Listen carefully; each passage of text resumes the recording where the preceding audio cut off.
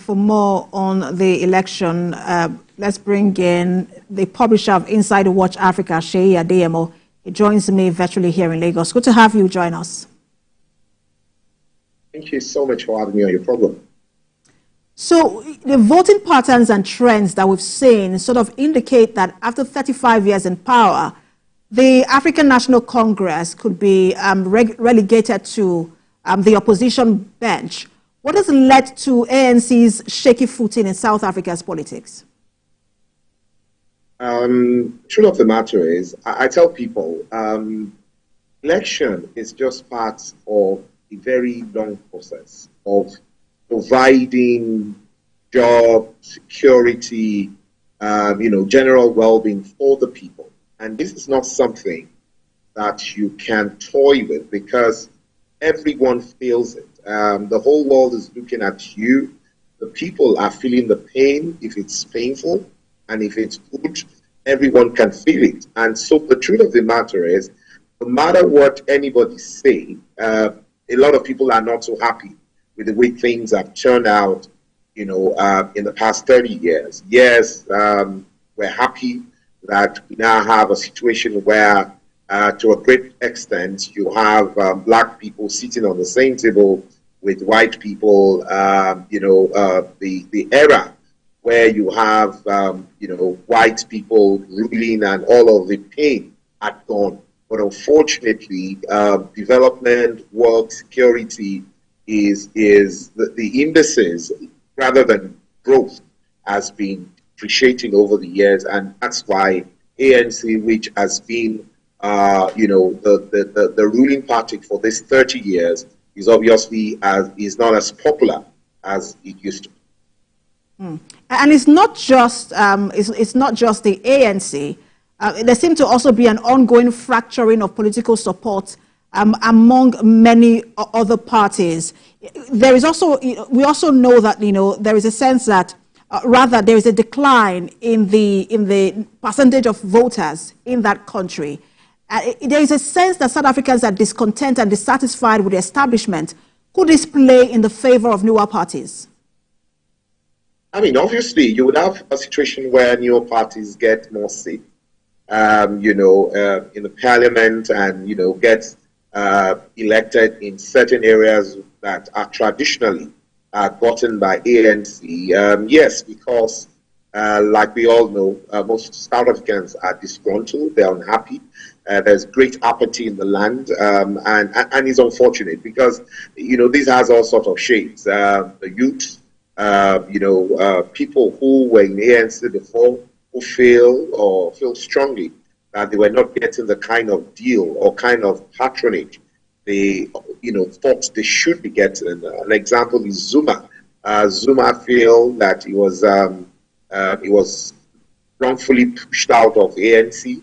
So he has a lot of followership, and they also are going to take a large, a part of the natural vote that ANC would have gotten, So, and you then have the DA. Everybody knows this is the white-dominated party. They also would want to, would take a part of that as well. You have the EFCC, which is dominated by the youth. They also are going to take some large or, reasonable chunk of the vote that naturally or traditionally will have gone to ANC. And as you enumerate all of these factors, who and what could shape this election? Truth of the matter is, there's still a large of South Africans who believe that the reason why they have freedom today is because of ANC, and those large chunk of people are still going to vote for ANC. Yes, like I said earlier, a lot of people feel disgruntled, and they are trying or willing to try new parties, willing to see whether they will get some sort of good or better deal from new parties. You have a lot of, as you enumerated in your report earlier, you now have 7 new, independent parties, 70, political parties. So, it shows you how divided, everything, it is right now with the situation of political atmosphere in South Africa. So, yes, some people are naturally going to stay in the ANC, like I said earlier, because they believe that the reason why they are where they are today is because of what the ANC did for the people. But you are going to have a lot of youth say, look, we're tired of what we're seeing. We don't know the history you're telling us. What we see is that we have insecurity. We have a situation where we don't have enough electricity. We don't have jobs. And so those people are disgruntled and they are naturally going to vote for the youth party. You then have, like I said before, some people who feel that they didn't get a good deal from ANC. They were members of ANC before, and so now they're, they now belong to the new party. So those people would naturally vote for those new people. And there's going to be a lot of coalition. A lot of people are talking across party lines. They're saying maybe we need to go into this together. Maybe we can share the platforms together. Maybe we can share the vote together. So it's a new dawn. It's a new time for South Africa. It's worrisome because some of us in Africa who believe that the South Africa, we're the ones who are looking at as doing things right, are not too happy with the way things have turned out over the years. Mm. And you've touched on a number of issues. One of them are the local issues, unemployment, power cuts, issues around corruption.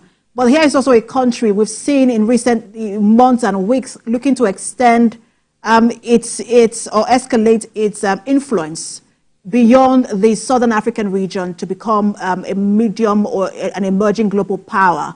We see how President Cyril Ramaphosa is trying to do that.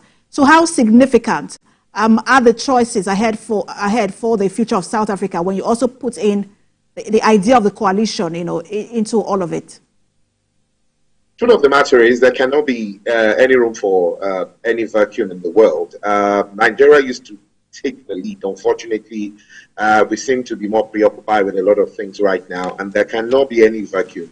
So South Africa have stepped up, and they have taken the leadership. It's needed. Africa needs to rally around a particular country or some form of leadership for the continent. So yes, it's something that must be done. So whilst we take care of our internal problem, there are external problems that directly affect us as a people or, as a continent. And South Africa obviously cannot afford not to play in that space. So yes, and all of these people, I must say, are also playing some very active role in the way things turn out in Africa. They will not leave us alone because they do business with us on a daily basis, and their business interests are here, and they're not going to just leave us alone. So truth is, we would have to, and in this case, South Africa would have to lead the continent into speaking and getting involved in certain issues that are on the global stage.